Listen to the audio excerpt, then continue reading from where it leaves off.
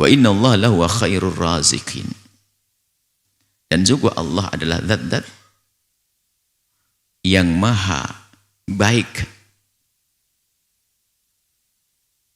dalam memberikan rezeki di antara pemberi rezeki.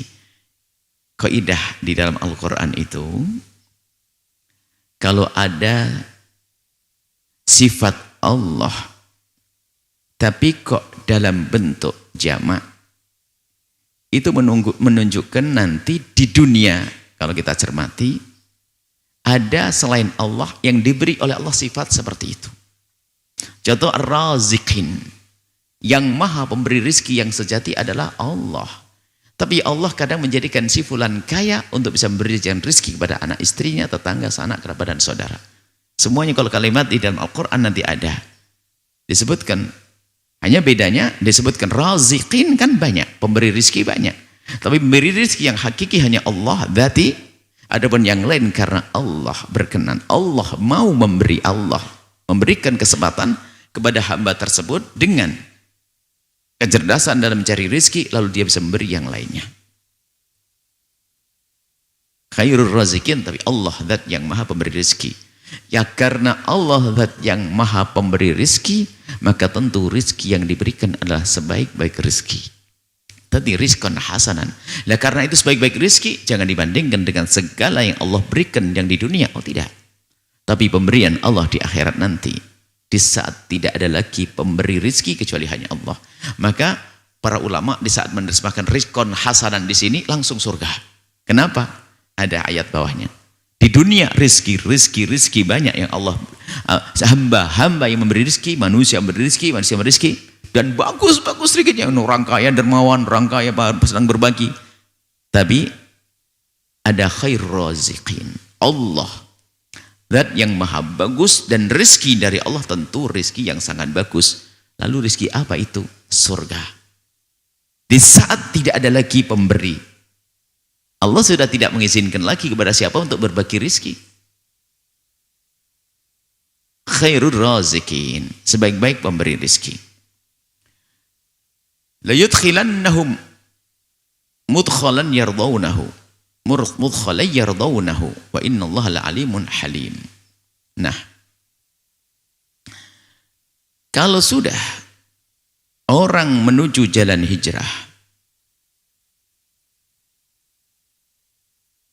yang menuju jalan hijrah, yang menapakkan kakinya di jalan hijrah dengan sungguh-sungguh, maka yakini makna ini. Tampak berat, tapi Allah akan berikan kekuatan kepada Anda kalau Anda serius. Suatu ketika ada orang ingin hijrah daripada urusan riba karena hartanya sangat melimpah, dia perlu waktu 10 tahun. Dan Allah bantu. Setelah tuntas 10 tahun, dia syukuran. Dan syukurannya pun tidak kira-kira. Membuat sesuatu yang besar untuk umat dari hartanya. Maka orang yang meremehkan dosa nggak akan bisa tobat saja belum, mana mungkin mensyukuri atas tobatnya. Coba, yang masih bergelimbang dalam sesuatu yang tidak baik, dia dalam ketidakbaikan. Tapi seorang hamba yang sudah diambil oleh Allah dalam kemuliaan, lihat, dia dalam wilayah bisnis tidak baik, ada urusan riba, ada urusan bisnis yang kurang benar dan sebagainya. Dia menyadari itu semuanya, kemudian dia berusaha untuk mengentaskan dirinya dari kubang kehinaan itu. Maka di saat benar-benar terentaskan girangnya, tidak kira-kira, senangnya luar biasa, syukuran. Sudah baik diangkat oleh Allah dari kubang keharaman, setelah itu dia bersyukur karena karunia Allah, kebaikan di atas kebaikan. Dan kemudian setelah itu apa? Akan dibukakan segala pintu kebaikan.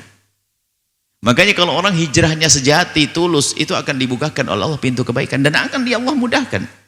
Kalau sungguh-sungguh, alladzina jahadu finna walladzina jahadu fina lanahdiyannahum subulana, yang bersungguh-sungguh jihad di dalam menuju jalan Allah, menuju Allah, hijrah kepada Allah, nah, maka niscaya Allah akan memberikan jalan menuju Allah, sampai kepada Allah. Ini makna la yudkhilannahum. Maka orang yang serius di dalam berhijrah, niat hijrah, akan Allah masukkan nanti kemana? Mudkhalan, tempat-tempat.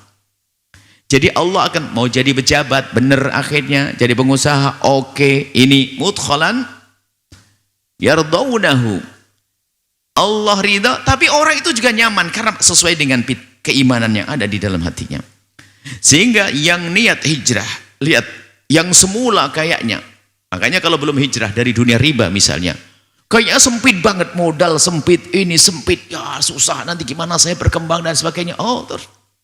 Akan tapi di saat seseorang sudah mulai masuk wilayah hijrah, Allah akan buka. Ternyata peluang-peluang bisnis yang bersih dan halal besar manfaatnya ada. Sehingga dia akan masuk dalam keadaan dia ridho. Oh, ini bisnis yang aku cari. Ini bisnis yang aku rindu. Kenapa? Rindu dari hati yang penuh keimanan yang telah hijrah tersebut. Mudkhalan yardaunahu. Dia melakukan satu pekerjaan dalam urusan bisnisnya misalnya, oh dia senang, dia nyaman, dia tentram. Makanya yardauna, dia senang. Bukan sekedar pekerjaan halal, tidak. Ada kerjaan halal tapi aku gak senang, ada. Karena dia belum masuk wilayah hijrah. Dia masih ada keraguan-keraguan, ada kebimbangan. Sehingga orang-orang yang sudah hijrah dengan benar, kalau dimasukkan dalam wilayah kehalalan, itu akan dirasakan sebagai sebuah kenikmatan. Sehingga lihat unik, biarpun harus dibayar. Karena itu nikmat. Biarpun harus dibayar. Dengan sepenggal hartanya. Kadang-kadang semacam itu. Kenapa? Dia sudah menemukan kenikmatan. Yang ia rasakan, yardaunahu dia. Wa innallaha ala alimun halim. Allah tuh maha mengetahui akan hamba-hambanya. Kami mencontohkan dalam urusan bisnis, bukan urusan bisnis, apapun. Yang biasa dengan keharaman matanya diumbar dengan melihat aurat yang haram, kemudian tontonannya, syahwatnya liar dan sebagainya. Kemudian dia hijrah, ya Allah, aku ingin berhenti dari kehinaan itu. Aku kapok, aku tidak mau lagi. Dan serius dia bertobat. Bukan tobatnya pembohong.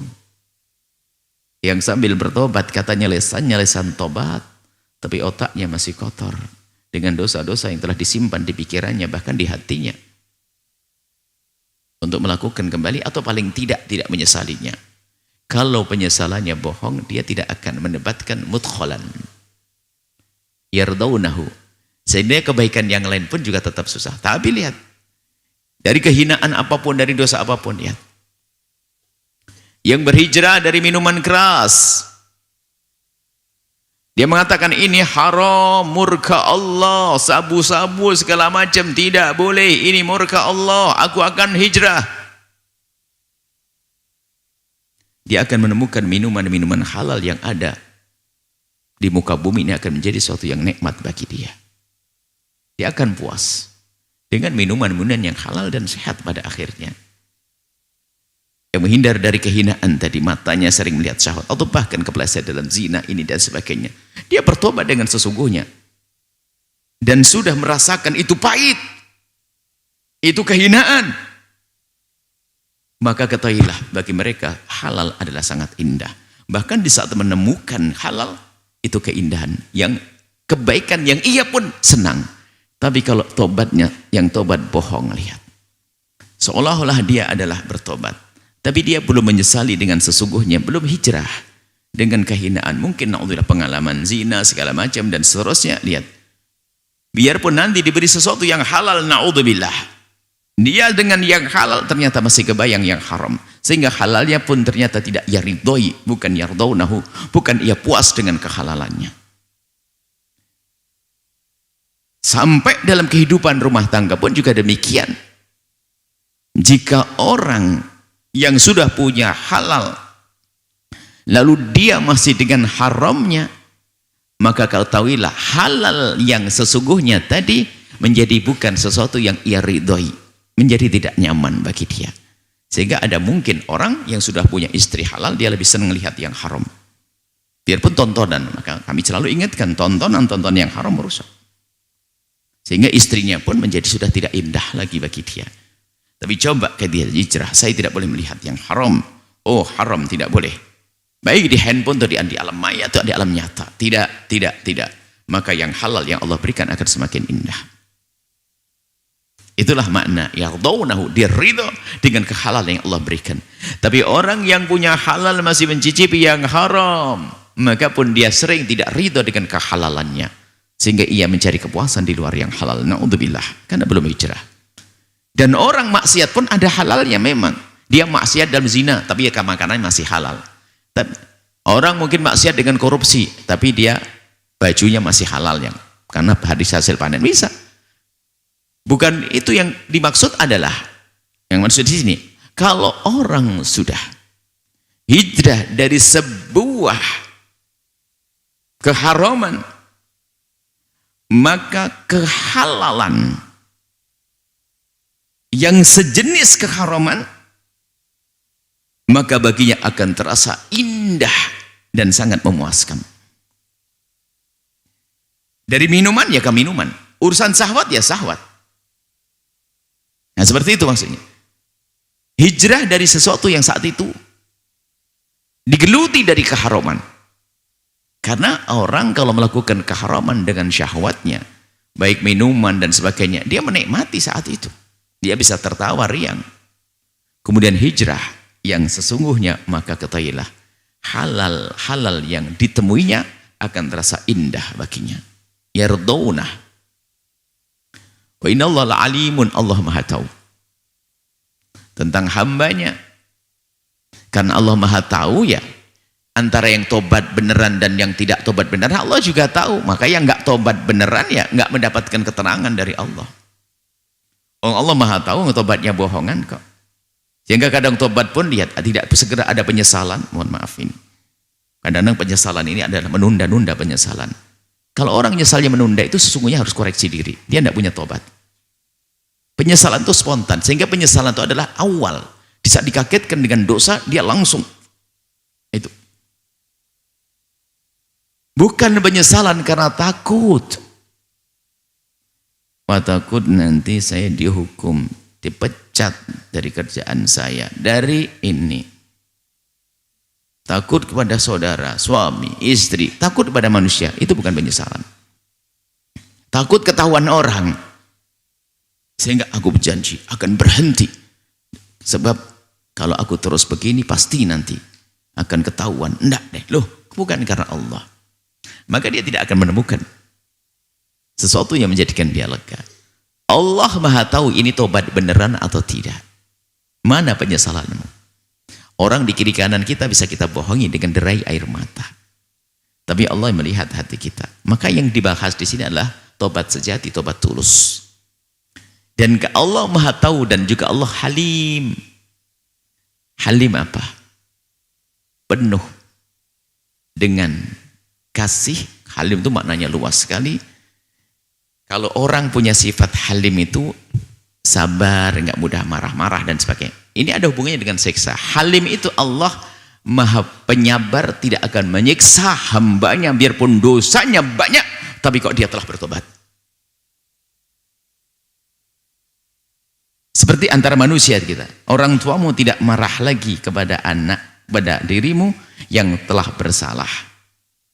Kemudian engkau minta maaf kepada ayahmu. Maka sifat halim, sifat hilim itu adalah sabar. Dan itu kalau manusia dilatih.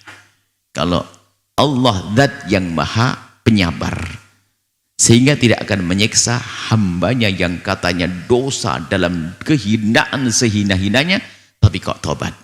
Kalau kita masih ada keselnya, iya maafin, tapi kamu jangan apa itu, masih ada katanya memaafkan, kan kita gitu. Maafin sih maafin, tapi jangan diulang lagi. Masih ada ancaman begitu ya. Maafin, tapi aku masih ada marah. Tapi Allah Halim tidak seperti sampai disabdakan Nabi, at-taibu minadz-dzambi kaman la dzambalah. Orang bertobat dari dosa seperti orang tidak pernah punya dosa. Halim. Dan halimnya manusia dipelajari, kama annal ilma bit-ta'allumi fa innal hilma bit-tahallumi.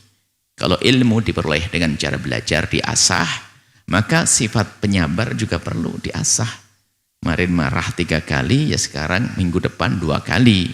Berarti minggu berikutnya tinggal sekali. Akhirnya minggu berikutnya tinggal setengah marah. Harus ada perubahan dong. Menyaksikan video ini, jangan lupa berselawat kepada baginda Nabi Muhammad sallallahu alaihi wa alihi wa sahbihi wasallam.